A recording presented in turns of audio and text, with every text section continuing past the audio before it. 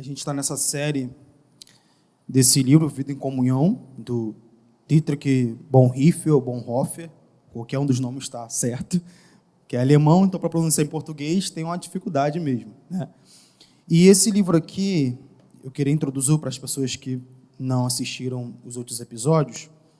Mês passado, as irmãs falaram sobre esse livro no primeiro capítulo, que se chama Comunhão, primeiro capítulo. O segundo capítulo, que eu vou iniciar hoje, se chama Comunhão ao longo do dia, né? A gente tem que entender só que esse livro ele foi escrito num regime nazista, né? Então, assim, naquele período ali, existe uma igreja chamada Igreja do Reino, né? E essa igreja era vinculada a Hitler. Então, Bonhoeffer, ele chega e abre uma igreja que se chamada Confessante. E, lógico, essa igreja não é regular, não está dentro da lei do nazismo. Então, ela se torna uma igreja perseguida, né? E dentro dessa igreja confessante existe um seminário, porque o Bonhoeffer ele tinha esse peso, que a geração dele não se dobrasse àquele espírito. Porque para Bonhoeffer, o que estava sob Hitler era o espírito do anticristo. Então, ele fazia conforme esse entendimento. Hitler é um anticristo, é o espírito do anticristo que está repousando sobre ele.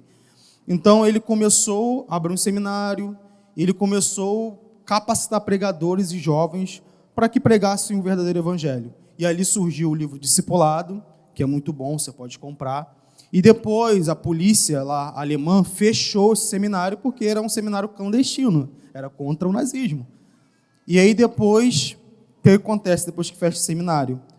Ele vê uma forma de continuar essas coisas, essa vida em comunhão.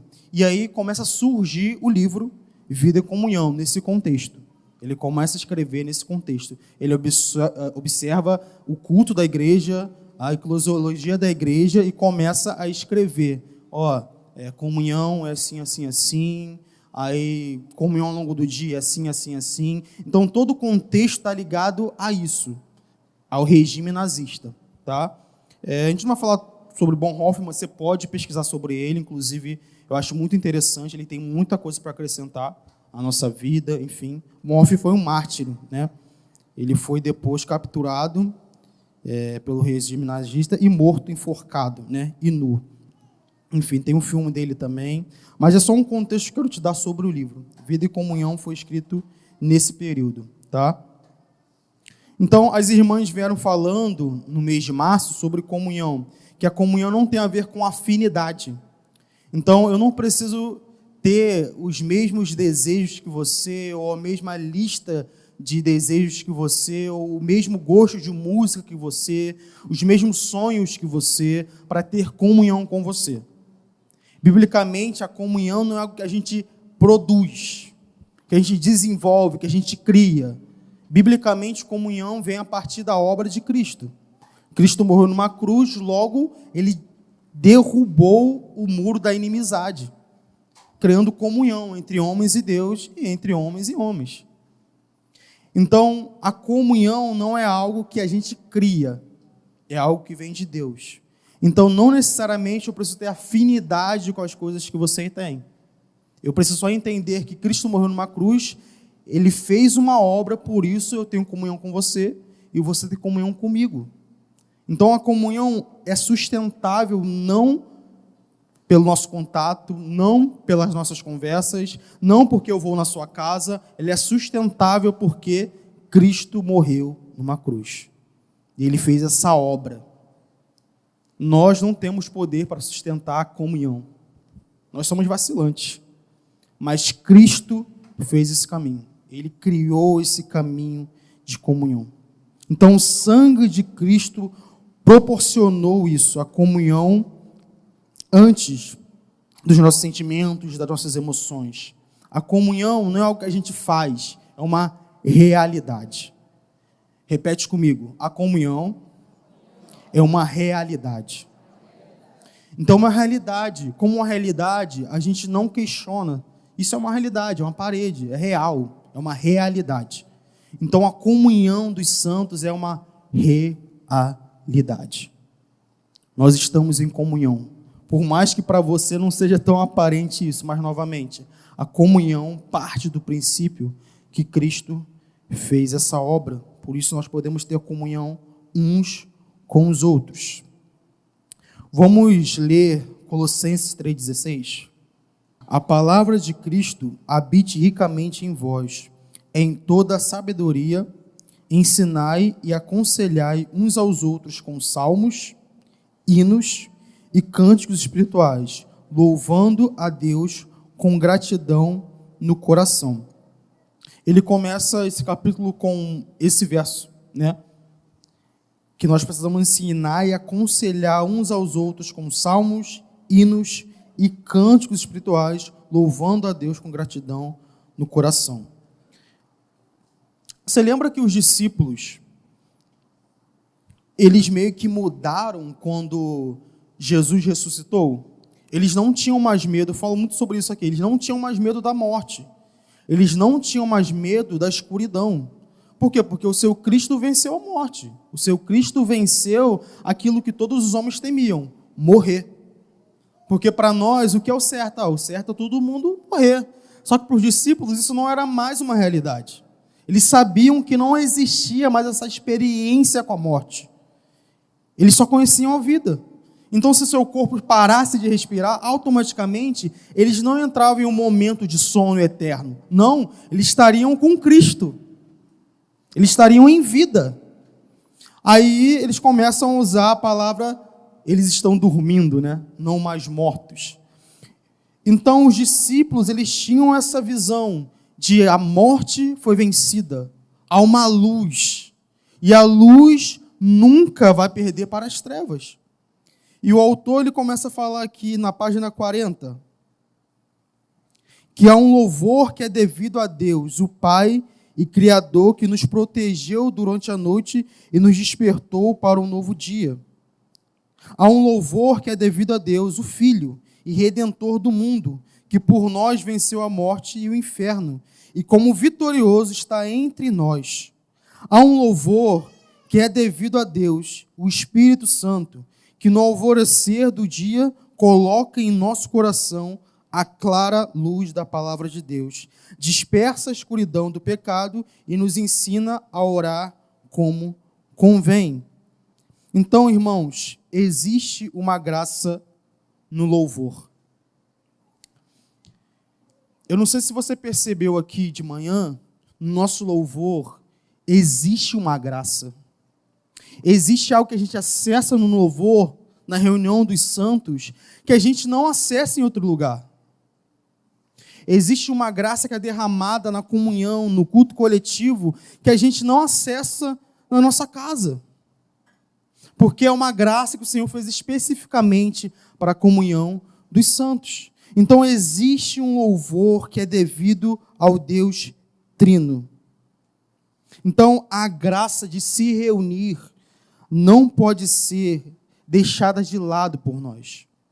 Sabe, todas as vezes que você pensa, você está cansado, e a gente cansa mesmo da rotina, de tudo isso, e você coloca lá, cara, que eu acho que hoje eu não vou para a reunião, eu acho que hoje eu não vou para a igreja, porque você não entendeu ainda que existe uma graça que nós só recebemos no culto coletivo, se reunindo com os irmãos. Então a igreja, por muito tempo, e também no tempo de Bonhoeffer, ela começou a acessar uma teologia liberal, de descartar várias coisas da Bíblia, de não adorar o Jesus bíblico, de adorar o Jesus ariano lá deles, que não era judeu, que não amava Israel, que queria tirar todos os salmos, tirar tudo que fala sobre os judeus, tirar o Antigo Testamento. Mas nós adoramos um Jesus que é um judeu. Um Jesus que ama Israel. Um Jesus que ama esse povo. E nós fomos parte disso. Então, a comunhão ao longo do dia tem a ver com adorar esse Jesus. O Jesus bíblico. Nós, toda vez que nos reunimos aqui como igreja, nós temos esse objetivo, esse foco. Jesus é digno de louvor. Jesus é digno de adoração. E entre os irmãos, nós temos essa comunhão. a comunhão de levantar nossas mãos, de cantarmos o mesmo hino, de orarmos a mesma oração.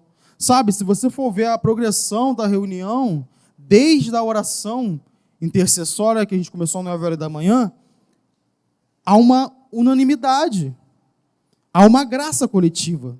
Você percebe que em algum momento parece que não vai romper alguma coisa, mas em algum momento o Senhor vem e toca em cada um de nós. E não acontece somente comigo, ou com Mateus, ou com Bruno. Isso acontece coletivamente. O Senhor derrama a sua graça. E nós choramos, nós nos alegramos, e nós sentimos arrepios, e nós sentimos coragem, nós novamente sentimos ânimos para continuar a caminhada. Então, uma graça na comunhão dos santos. Aqui dentro, na reunião, nós encontramos peregrinos, pessoas que estão peregrinando na terra.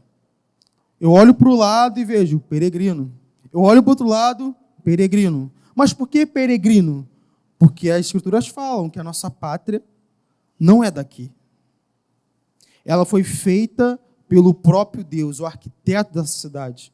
Então, cada um de nós aqui, irmãos, em comunhão, nos domingos, nas semanas, somos peregrinos para um dia, o dia onde a cidade irá descer. Então, aqui nós estamos praticando a comunhão dos santos, porque não sei se você pensa sobre isso, mas nós seremos eternamente irmãos. Isso é uma notícia para você que, eu vou ser teu irmão eternamente. Não sei se é bom para você. Mas eu acho que você é mais legal lá. Deus vai ajudar. Então entende que a realidade é que um dia Jesus morreu na cruz. E uma comunhão é uma realidade que a partir daquele momento até a eternidade não existe como a gente quebrar isso. Jesus decidiu morrer por mim e por você. E não tem nada que você possa fazer para anular essa obra. Nada. Nós temos comunhão um com os outros, porque Jesus fez uma obra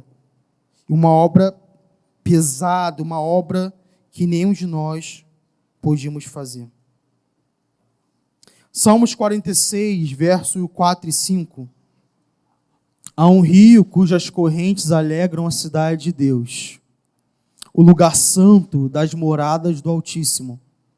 Deus está no meio dela e não será abalada.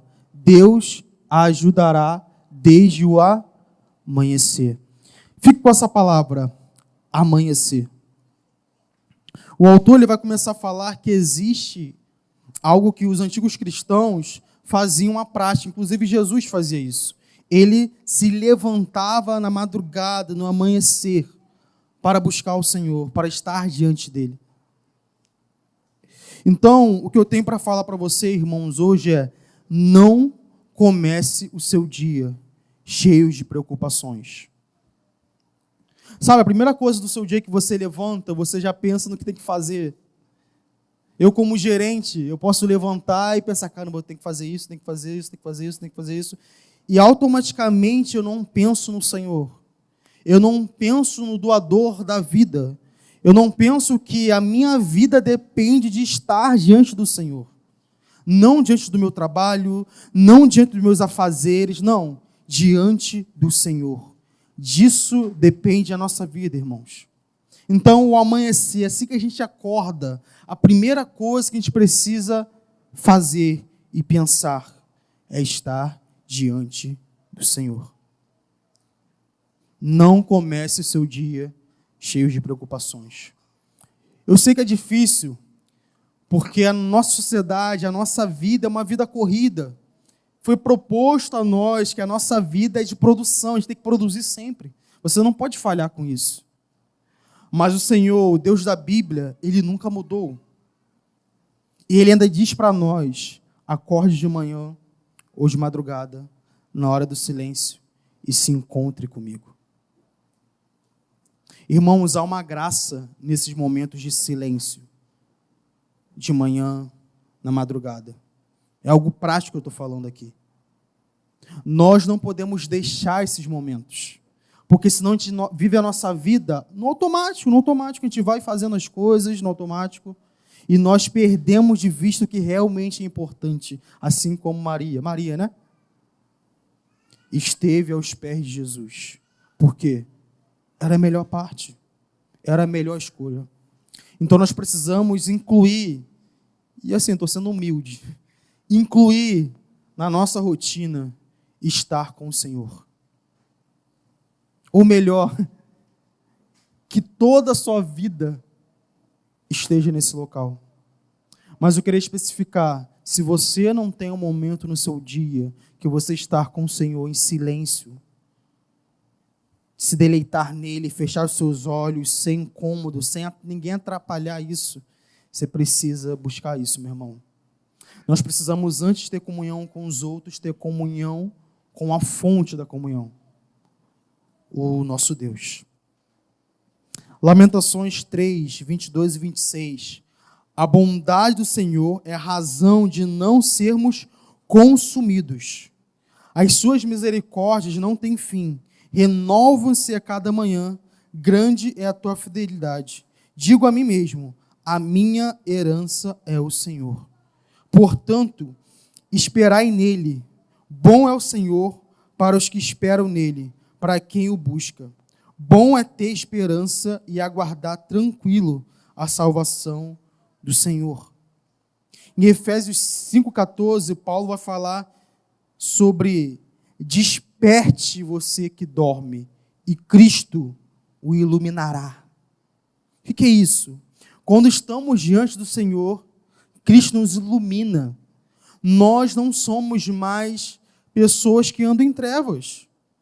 Não somos mais pessoas confusas. Cristo nos ilumina durante o nosso dia. Então, irmãos, ao longo do dia, que é o tema dessa mensagem, ao longo do dia temos comunhão com Deus, quando nós somos despertados. E de uma forma mais prática, pense agora na sua vida, na sua rotina. Pense em como você acordou hoje. Pense em como você acordou ontem. Pense em como você acordou durante toda a semana. Se você pesar uma porcentagem, você está mais diante das suas questões, dos seus problemas, das coisas que você tem que resolver, das contas que você tem que pagar, da fralda que você tem que comprar, ou diante do Senhor? Qual é a maior porcentagem? Qual é a maior prioridade? Porque, irmãos, é muito fácil nós sermos roubados do Senhor se nossa prioridade não é Ele. Aqui no regime alemão que Bonhoeffer está falando, aqui a igreja foi capturada por um espírito, por quê? Porque eles não estavam mais diante do Senhor. Tinha um espírito político muito forte nessa época. E a igreja estava se dobrando a um Jesus político da época. Irmãos, mais de 70% da igreja evangélica estava seguindo esse regime. Eram poucas pessoas que estavam contra isso. Mas isso não aconteceu da noite para o dia. Isso foi acontecendo. Há uma história que o Bonhoeffer fala que ele foi na América estudar. E lá ele encontrou uma decepção muito grande. Qual foi a decepção de Bonhoeffer? Que na América eles pregavam tudo, menos Jesus. Menos o evangelho que salva. Menos o evangelho que fala que você é inimigo de Deus, que você precisa ser alcançado pela graça. Menos isso. E ele ficou muito triste com isso, e depois, lá em Harley, né, que tem uma igreja batista lá dos negros, diz ele na história que ele se encontra nessa igreja e lá ele é alcançado por uma presença que ele nunca tinha sido alcançado em outro momento. E ele fala, aqui Deus está. Porque aqui os irmãos levantam as mãos, eles cantam salmos, eles oram, o Senhor vem. Então isso foi um gás para Bonhoeffer se mudar para a Alemanha e começar tudo o que a gente falou. A igreja, o seminário, porque ele entendeu que Deus queria fazer algo naquele momento. Deus ainda estava em comunhão com a sua igreja. Então, o amanhecer pertence a Deus. Repita comigo, o amanhecer pertence a Deus. Diariamente, Bonhoeffer fazia devocionais com textos moravianos, ensinamentos que ele aprendeu com sua mãe, uma mãe piedosa que passava a preciosidade da espiritualidade. Ele foi muito influenciado pelos monges da Inglaterra, anglicanos, com a vida devota. E Bonhoeffer, ele lia muito a Bíblia com uma forma de lectio contínua. O que é isso? Ele começa lendo a Bíblia em Gênesis e vai ler o capítulo 1, e vamos supor que termina o devocional no verso 10 do capítulo 1. Quando ele volta no outro dia, ele começa da onde ele parou. Então ele tinha essa cultura de ler a Bíblia todos os dias. Bonhoeffer, irmãos, era um crente normal. Normal no sentido de ele lia a sua Bíblia todos os dias, ele orava todos os dias. E parece simples, mas para a igreja de hoje, nós deixamos a desejar essas coisas essenciais. Leia a sua Bíblia e faça uma oração, se quiser crescer. Então, Bonhoeffer, ele era um crente normal, comum, que lia a sua Bíblia todos os dias e orava todos os dias. E o apelo que eu tenho para você hoje: quantas as vezes você pegou a sua Bíblia durante a semana e leu, e meditou, e orou? Porque disso depende a nossa vida de comunhão. Homens de Deus se levantavam bem cedo para buscar a Deus. Então, no livro vai falar que Abraão, Jacó, Moisés, Josué, eram homens que se levantavam cedo para buscar ao Senhor. Em Marcos 1,35 vai falar que Jesus se levantava na madrugada para um lugar deserto e ali orar. Então, nós precisamos novamente buscar essa prática, irmãos. Ter um local deserto, no silêncio, para buscar o nosso Deus. Há uma graça nesse local. Irmãos, eu sei, a gente fala, Deus está em todo lugar, Deus está em tudo que é lugar, em qualquer momento nós temos acesso a Ele. Beleza, mas o próprio Jesus, sabendo disso, ele se retirava em horário específico para falar com o seu Pai. O próprio Filho de Deus. Quem somos nós? Então eu e você precisamos vencer a preguiça, o desânimo e a falta de prioridade. Precisamos vencer a idolatria, precisamos ser constantes em estar com o Senhor, logo pela manhã ou na madrugada. Existe algo no silêncio, existe graça derramada nesse lugar. E precisamos achar um horário para isso. Infelizmente, ainda estamos falando sobre as mesmas coisas. Precisamos orar, ler a nossa Bíblia. Nós necessitamos estar com o Senhor todos os dias. Não na correria dos nossos dias. Precisamos de um momento sem interrupções, irmãos. Isso é um apelo que eu tenho para você. Nós precisamos de um dia sem interrupções. E um momento sem interrupções. Onde a gente escuta a voz do Senhor. Onde Ele fala conosco. O nosso problema é que a gente só corre para Ele quando nós queremos respostas e soluções. Mas o Senhor está buscando relacionamento, comunhão, estar com Ele. Nós precisamos desejar estar mais com Ele do que com a nossa família. Existe uma prioridade. Eu amo mais ao Senhor do que eu amo meu pai e minha mãe.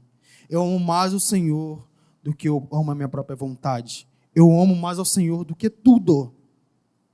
Então eu preciso puxar a urgência de estar com Deus.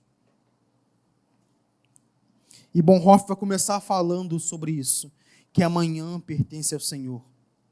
E como que a gente consegue, na prática, fazer isso? E ele vai introduzir um entendimento sobre salmos.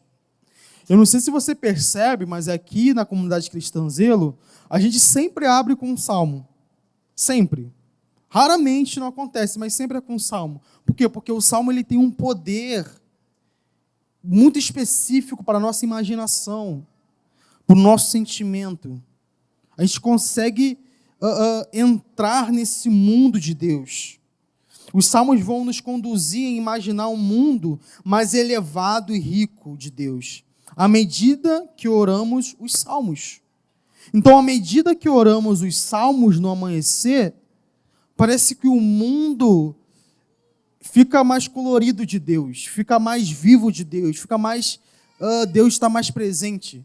Porque parece que quando Davi escreve os salmos e ora, não só Davi, outras pessoas também, ele descreve um Deus que é próximo, que é presente, que está na rotina, que está nas guerras, que está no louvor, que está nas tribos, que está na criação. Então, uma das coisas que a igreja antiga fazia, que muitos de nós perdemos, é a prática de orar os salmos. E talvez isso tenha a ver com, não sei, nós somos muito egoístas, no sentido de, nós só achamos que a nossa oração, com as nossas palavras, são mais bonitas do que a Bíblia, nos salmos, as orações apostólicas. Mas eu quero dizer que os salmos são inspirações divinas, inspirações de Deus. Então, quando nós oramos os salmos, nós oramos o que Deus compõe. Entende? Deus compõe os salmos. Ele inspirou pessoas e compõe os salmos. Então não há nada mais divino, não há nada mais bonito e belo do que devolvermos ao Senhor as próprias orações que Ele compôs. Lucas 24, 44 vai falar que tudo a respeito de Cristo está contido na lei de Moisés, nos profetas e nos salmos. Então existe algo nos salmos que nós precisamos revisar. Os salmos são palavras de Deus e ao mesmo tempo são orações pessoais. Quantos de vocês já abriram um salmo e você vai lá, amor, vou abrir aqui o culto. E aí, do nada, tá legal o salmo, não, glorificamos a Deus, Deus é bom, e do nada, Davi, mas eu queria que meus inimigos fossem cortados da garganta. Tipo assim, deu ruim. Não tem a ver com o meu contexto. Mas então, inspiração de Deus, sagradas escrituras. Nada nos salmos é retirado e removido. Por isso eu estou sendo insistente nisso, irmãos. Porque na época de Bonhoeffer, esse tipo de coisa encadeou umas coisas muito ruins, cara, é tirar tudo que tem a ver, não faz mais sentido para mim, não tem mais a ver com o meu contexto, e foi tirando todas as coisas da Bíblia até ficar o Jesus não bíblico que eles adoravam. Então existe uma coisa nos Salmos, inclusive nesses momentos que a gente não entende muito o que está falando e a gente não consegue orar, porque não faz parte do nosso contexto. Porque geralmente o primeiro contato com os salmos, a pessoa tenta repetir de forma pessoal. Então você vai repetir. Deus, tenha misericórdia de mim. Deus. Aí quando chega, Deus, mate meus inimigos. Tu fala assim, opa, eu acho que não, porque Deus é amor, né? E Bonhoeffer vai falar que todos os salmos, até esse que nos incomodam, são de Deus. Composições de Deus. E nós não podemos retirar esses salmos. Então, o que fazer, já que não nos identificamos com o que está ali? Parece que não são nossas orações, ficamos só com as que fazem sentido para nós. Aí Bonhoeffer vai dizer o seguinte, vai dizer que Jesus é quem está fazendo essas orações, que não nos identificamos, pois é Ele que ora em todo o livro dos Salmos. Jesus sabe muito bem o que é enfermidade, miséria, dor, vingança, mas era totalmente inocente e justo. Ele é quem ora nos salmos, na voz da sua comunidade, na voz da igreja. Jesus ora os salmos por meio da sua igreja. Nós oramos salmos à medida que Cristo ora em nós. O Senhor é um intercessor diante do Pai. Irmãos, Deus Pai não aceita a sua oração porque você ora certo, ou porque você ora bonito, ou porque você ora biblicamente correto. A sua oração só é aceita por Deus Pai porque Cristo ora com você. Cristo ora com a sua igreja. E a sua igreja ora com Cristo. Isso devia te animar todas as vezes na sala de oração. Quando você talvez não queira orar, você não tem uma palavra bonita, você não quer... Enfim, você tem medo do microfone. Mas o sentimento de entender uma realidade que Cristo ora em nós. Por isso nós oramos a Ele. São palavras de Cristo em nós e nós devolvemos a Ele. A nossa oração só é ouvida porque oramos em nome de Jesus Cristo, não porque você é bonito. A oração chega ao trono de Deus porque Cristo ora junto. A oração é ouvida por Deus porque aquele que oram se juntam à oração de Jesus Cristo, que se tornou o nosso intercessor. E quando nós chegamos na oração de vingança, como nós oramos a oração de vingança? Sabe quando você... Vamos supor, vamos pensar aqui, eu estou chegando no final, tá? Você na semana foi assaltado, beleza? Você está lá no 108, isso aqui é uma história real, tá? Aconteceu comigo. Você está no 108, voltando do trabalho, e aí anunciam um assalto.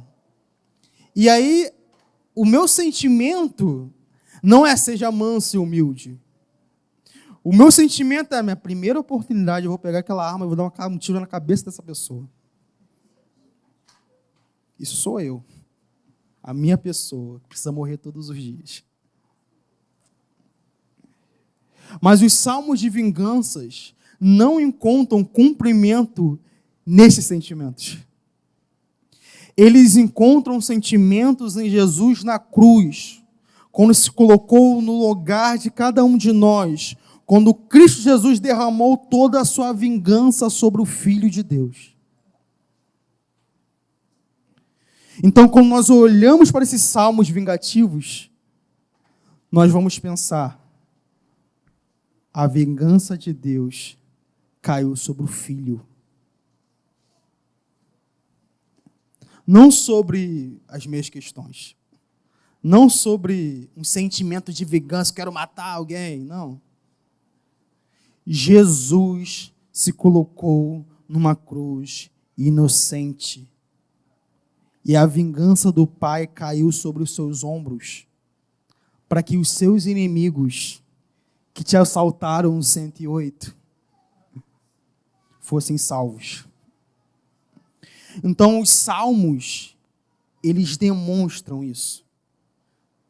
O Cristo que ora. O Cristo que se retira para os lugares sozinhos, em silêncio, encontra a presença do Pai. Nos seus momentos de ira, nos seus momentos de vingança, nos seus momentos alegres, nos seus momentos felizes, nos seus momentos constantes e inconstantes. Nós precisamos aprender a orar como Cristo ora. E para terminar, a gente sempre vai lembrar isso, João 17. Jesus podia pedir muitas coisas,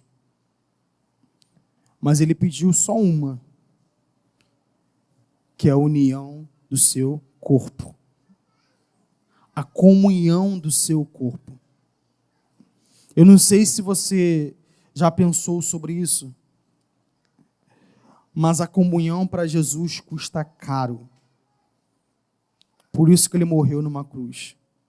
Para que a comunhão entre homens e Deus fosse novamente restabelecida. Ele poderia exterminar todo mundo e começar do zero, gente. Mas o preço da comunhão para Jesus, infelizmente, ainda não está sendo o mesmo preço da comunhão para cada um de nós.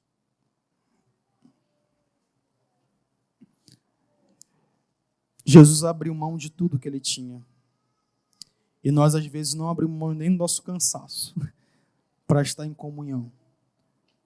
Nós matamos a comunhão muito fácil. É uma coisa secundária para a gente.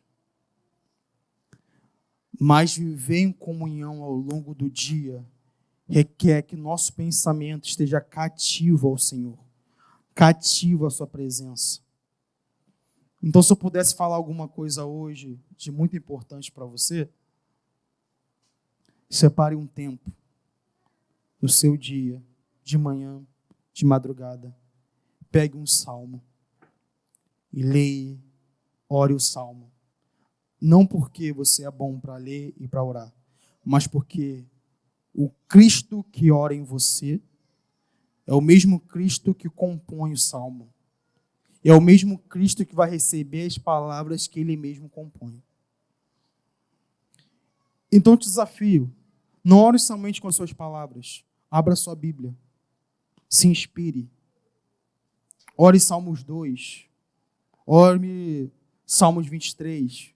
O Senhor é meu pastor, e de nada tenho falta. Como Jesus, como Deus Pai, vai rejeitar uma oração que Ele mesmo escreveu com sua vontade? Então, irmãos, larguemos o nosso desejo egoísta nas orações e petições e oremos as palavras de Cristo. Estamos nesse momento. Que a vontade de Cristo seja estabelecida sobre a nossa vida, sobre essa igreja, sobre a nossa rotina. Amém?